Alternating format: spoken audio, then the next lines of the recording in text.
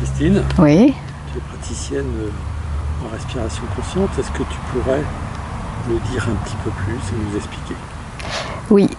Donc cet outil que je pratique depuis plus de 10 ans, ça va faire 14-15 ans là que je le pratique, c'est un outil à coloration multiple en fait. Il joue à la fois sur le plan physique, sur le plan émotionnel et aussi sur le plan spirituel. Ça peut permettre des ouvertures de conscience, des connexions en profondeur sur ce que l'on est véritablement.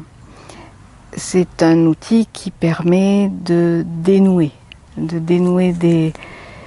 des nœuds émotionnels, de lâcher des résistances, d'y voir plus clair et d'être au plus proche de ce que l'on est soi-même. Est-ce que tu pourrais dire pour les personnes qui seraient intéressées comment se déroule une séance? Alors une séance, ça dure à peu près 2 heures, une séance individuelle, parce qu'il y a aussi des séances collectives possibles.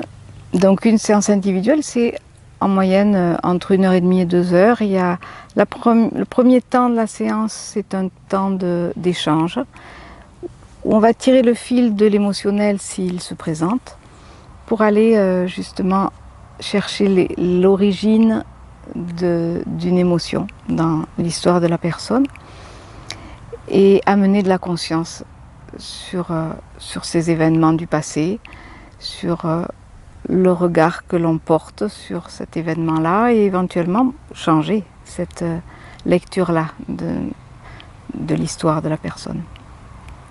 Et ensuite, on va aller dans le souffle pour intégrer ce regard différent et faire circuler l'énergie pour que la transformation s'incarne, se situe dans le corps.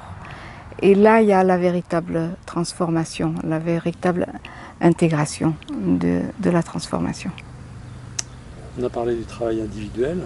Est-ce que je sais aussi que tu pratiques de façon collective? Oui. Est-ce que tu pourrais aussi en parler, même rapidement? Donc, les séances collectives, on n'a évidemment pas l'entretien individuel, mais on bénéficie du groupe et de son énergie, ce qui permet d'aller tout aussi profondément. Et le voyage est le même dans le sens, ce voyage intérieur, qui est vraiment une plongée dans l'intime de soi. Et on peut le faire aussi dans l'eau, avec un tuba, ce qui nous permet de recontacter des mémoires de naissance.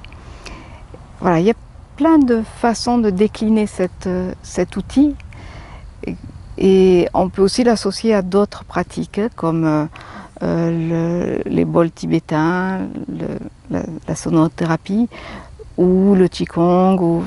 Je propose ce genre de collaboration au cours de stages et d'ateliers.